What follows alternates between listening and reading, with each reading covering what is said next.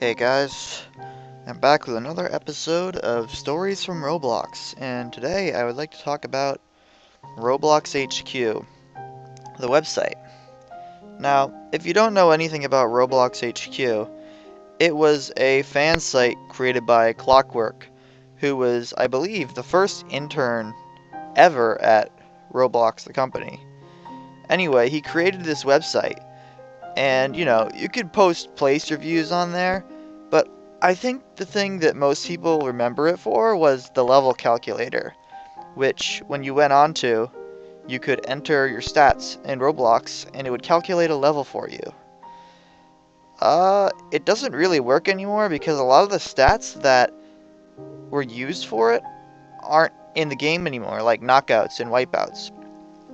Anyway, what I'd really like to focus on today is the forums on Roblox HQ. The Roblox HQ forums mainly consisted of ex-Roblox members. A lot of people on the site, I remember, didn't even like the game anymore, and they sort of just hung out in this isolated community of people who used to play the game but got tired of it. There was a Steam group, and people would play on weekends, mostly in TF2. I never did any of those, but I did spend a lot of time on these forums when I was in my early teens. So yeah, considering this forum was filled with a bunch of teenagers, there was a lot of drama, and that was ultimately what led to its demise. One user on the site was getting really depressed, and he was known for posting threads that grab people's attention. Just stuff to get people riled up and pay attention to him. Anyway, he posted a thread one day where he was contemplating suicide, and people responded poorly to it. Several egged him on, and I can unproudly say that I was one of those people.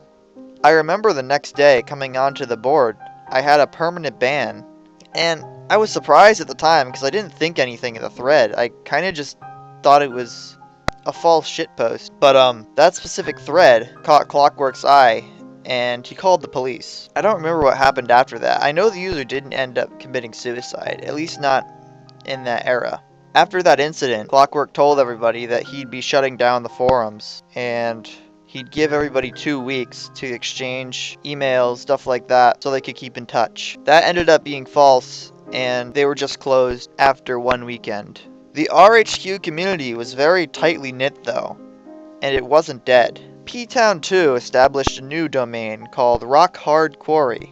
So anyway, Rock Hard Quarry, a lot of the users migrated over there, and it worked well for a time, but eventually the site shut down. I think he just didn't want to pay for the domain or something. I don't know. But anyway, eventually another site came up and another site came up. But at this point, I realized that there wasn't any point in following these websites anymore. RHQ was on a downfall.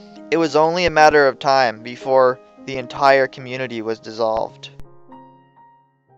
After Rock Hard Quarry shut down for its first time, I left the community that I had gained so many friends from. Probably about half of my Steam list to this day is still people from RHQ that I haven't talked to in years. That site was where I learned about Steam, or was at least enticed to get an account. There was also this hangout place on Roblox that people from the community would go to check out. It was called the Milk Bar. And I thought that was pretty neat. I wanted to get in on that. I wanted to see if I could make a hangout place that people would want to come to. So I started working on this battle game that was in a castle. And though my plans to make it into an RHQ hangout place never worked out, it eventually turned into my most popular game, Castle in the Sky. I haven't talked to any of the people from RHQ in many years, but I do wonder what they're up to sometimes. Looking at the RHQ Steam group, it looks like Rock Hard Quarry is back up again, but there aren't a lot of posts that have been made since 2013, so I don't think I would want to return. Plus, looking back at these posts, even if it was active, I wouldn't return. I've definitely grown out of this community. Oh, and hey, if you go to robloxhq.com, Clockwork's original site, it's down. You could probably buy this domain if you wanted to. I could probably buy this domain if I wanted to. I don't know how much it's being sold for. But if you want to do something with this, get that checked out, because it's not going to be there forever. Alright, I guess that's it for today. I hope you enjoyed the video. Tell me if you'd like to hear more of these. Like, I don't know how much of a demand there is for these types of videos, but I've got a lot of stories being on Roblox for almost 10 years now. So, if you're curious about anything in particular, just leave a comment or send me a message on Roblox, and I'll consider it for a video. Greetings, loved ones. Let's take a journey.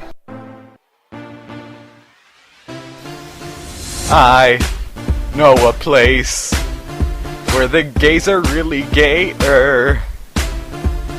Warm, wind-hearted, there must be something in the water.